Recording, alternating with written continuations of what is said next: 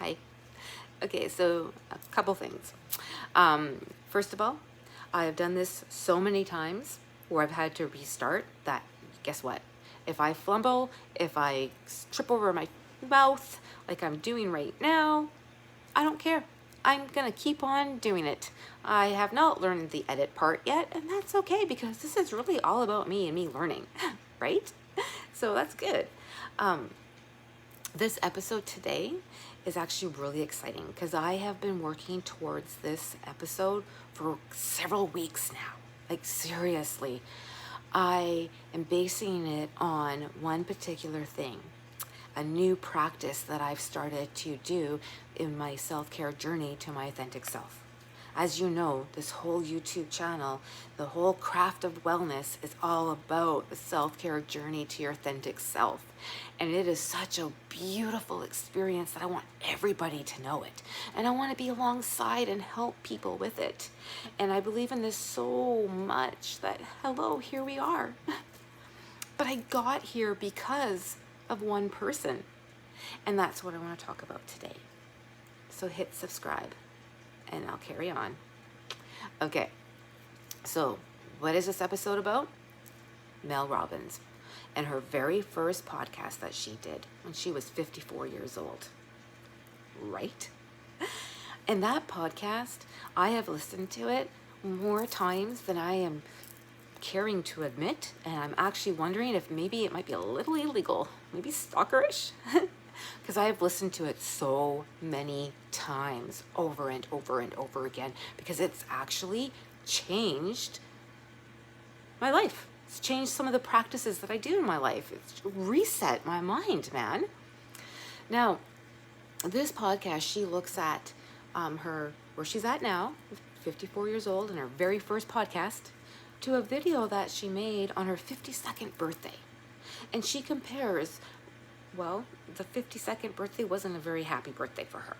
And she was in a really hard, dark place. Whereas her 54th birthday, she's in a really great place. And she has so much to share with us because she's seen it, that it works.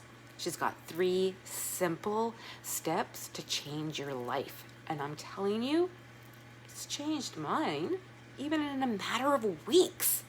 Just in a matter of weeks, I have seen a change by doing those 3 simple things that she said. Wow, right?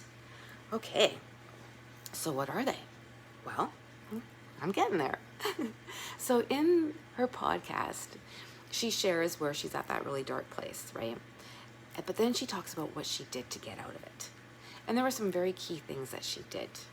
Now, she comes from a place in that episode where you're at kind of bottom, where you're really slipping, sliding down, and you're not really good.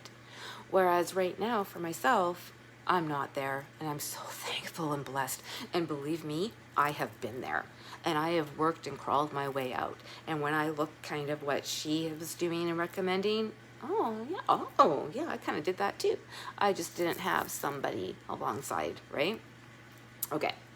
So I am starting at a slightly different place. But that's okay, because what she's saying just reinforces the hard work that I've done. And what she's saying is helping me move forward and celebrate, take what I've learned and what I've come from and where I'm at and do something with it. Instead of just sitting here feeling it, sharing it. And I owe that to her. Okay, so what are some of the things that she was talking about? Well, she talked about there are certain things, events that happen in your life that get you motivated. You know, whether it's a birthday, a new year, a new year, a new year, a new you, right? So something will happen, or a certain experience or event happens that kind of gives you that motivation to change. Okay. And then from there, you've got to take steps because you got to want to change, right? If you don't do the work and you don't want to change, guess what? You're going to stay miserable. It's amazing, the mindset.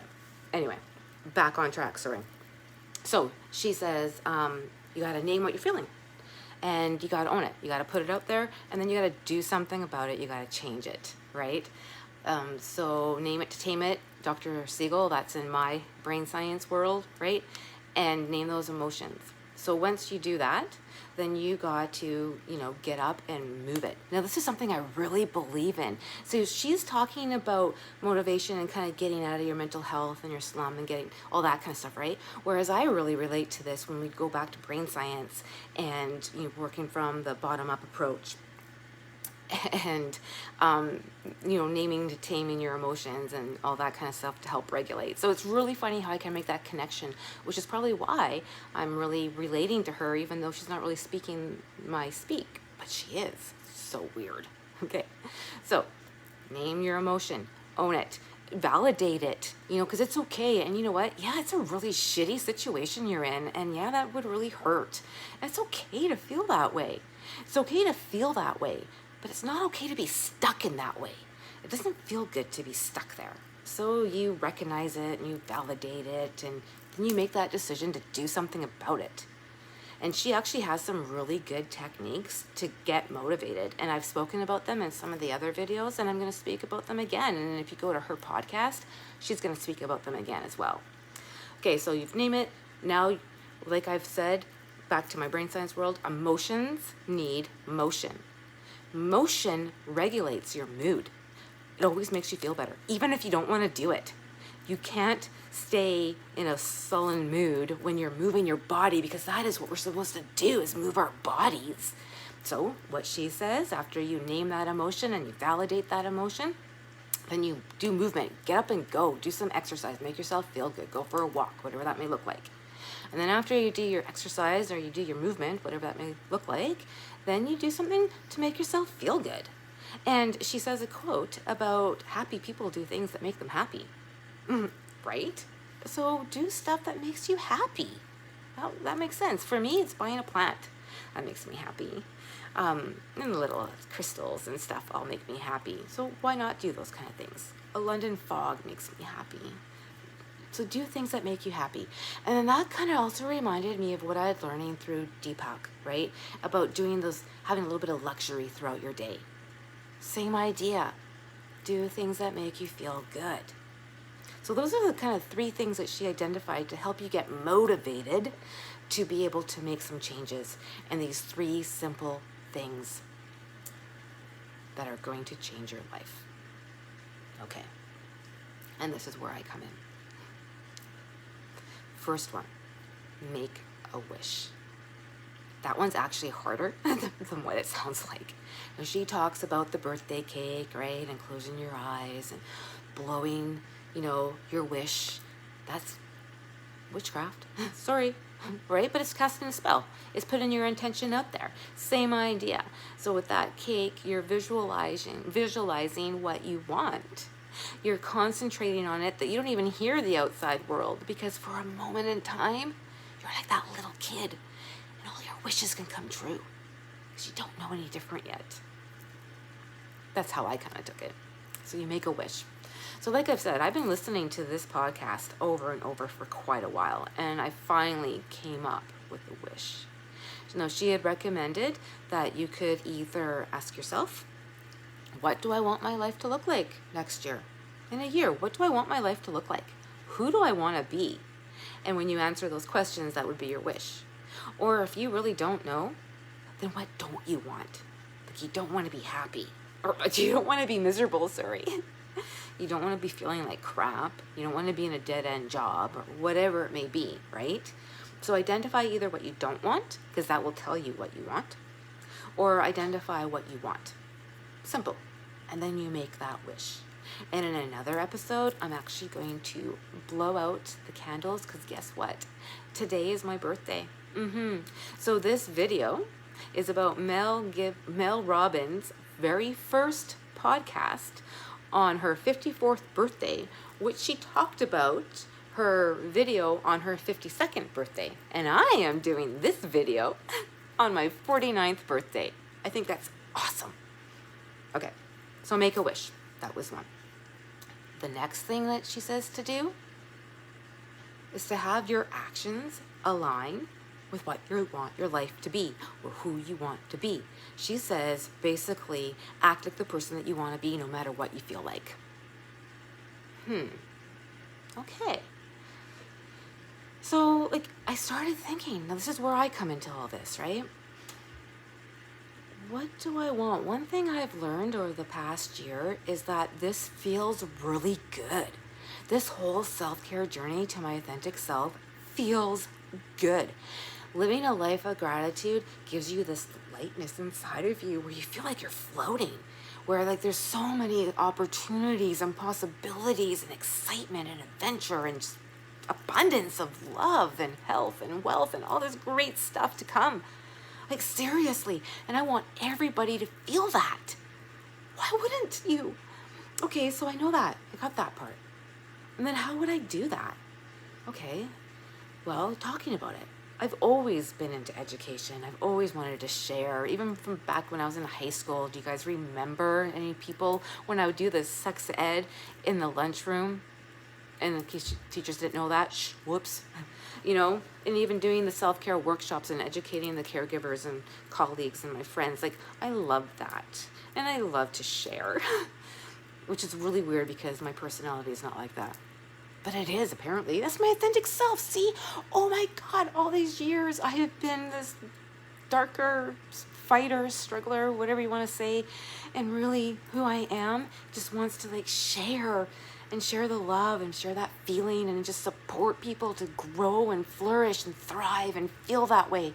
I want other people to experience it. Okay, so, sorry. So what I want to do then, she said step 2, is to have your actions align with what you want your life to be like. Well, that's what I want. Okay, well, how can I do that? A YouTube channel. I've often talked about my own radio show. I did that years ago. Okay, I just dated myself. Obviously, I'm 49 today. That's why I said radio show. Anyway, and I had mentioned like a YouTube channel and stuff throughout the years, off and on. Not about anything in particular, because I never really knew what to talk about. But everything happens for a reason. Okay, so I got the YouTube channel. And then I created a company name. And I've got a website happening, and I'm doing all these things now that's gonna make it so my wish, my reality is going to happen because I'm acting like the person I want to be. No matter what my mood, I'm doing it. And it goes with what I've always said to my boys. If you don't do it, if you don't do that first step, if you don't get it started, it won't get done. If you don't get it started, it won't get done. And that totally goes with what Mel Robbins says about the 5, 4, 3, 2, 1 rule, right? Just get up and go. If you don't start it, it won't get done. So if I want to be like a self-care educator, a self-care coach, you know, if I want to be a craft of wellness facilitator, well, I'm gonna have to start. And how can I start a YouTube channel? And I did it. And that was brave. And you guys seen in my early videos how I had to kind of work through that, right? Okay. So that was our step 2. Doing things, having your actions align with what you want to do and who you want to be. The third thing is look for evidence. Oh my. Evidence is everywhere. And as she said, she could be evidence. And she is. Because if at 54, she can make her own podcast, then at 48, I can do my own YouTube channel. And at 49, I can do this episode. Why not? I went to a wellness show yesterday. Absolutely amazing. I did talk about it in a previous thing. And there were these 3 women who were facilitating their topic, which was awesome. And I learned so much about that. But the thing is, I also took more away from that. And it's that these 2 women in particular were standing there talking about vagina health, which is great. We all need to know that. But they were brave enough to do that. And if they're brave enough to do that, and people are willing to listen to that, then people are willing to listen to me talk about self-care and the importance of. And I can do that if they can do that. There's my evidence. Mel Robbins can do that. Jay Shetty can do that. All these other people can do that. Everyone's writing books. There's so much that we can do. And even though there are so many different self-care YouTube channels out there, we're all different. We all attract different people, but we all support each other. That is awesome. I think it's great, really. So she then narrowed it down. You've got your Make-A-Wish. What do you want your life to look like? Who do you want to be that next year? Then you got to have your actions align with what you want to be. So if you don't start it, it's not going to get done. No one's going to do it for you, right? And then the next one was look for evidence of people doing it. But then she also talks about being the path, or being the light on the path for others. And that's what I want. I want to be the light on the path for others, because there's so many lights on my path that's supporting me. There's so many messages from the universe that I am receiving every day telling me I'm on the right path. This is what you're supposed to do. This is your purpose, because I feel so good. So how could this be wrong? Right? Anyway, so that's what I wanted to share with you. Mel Robbins' very first episode, and how it actually got me to start my own YouTube channel. And I am so excited, and I can't wait for 50. It is like, I just feel that everything that I have learned, that I've experienced, I have taken, I've incorporated, I've impacted or unpacked it, whatever, worked through anyway, right? And starting to like take that and implement it into my life. And now it's like those 50 years was me just planting that garden, but having to get that soil ready and get it so it's going to flourish. And now 50 is like, it's a living life. It's a new life. It is a completely different life, because you're not starting from ground zero. You've actually laid all that foundation, so now you can just thrive. There's so much goodness and so much out there to do. It's so exciting. Anyway, thank you for following me on my self-care journey to my authentic self. And do check out Mel Robbins' podcast, episode 1. I'm telling you, it is life-changing. And I saw the results within weeks. Have a good one.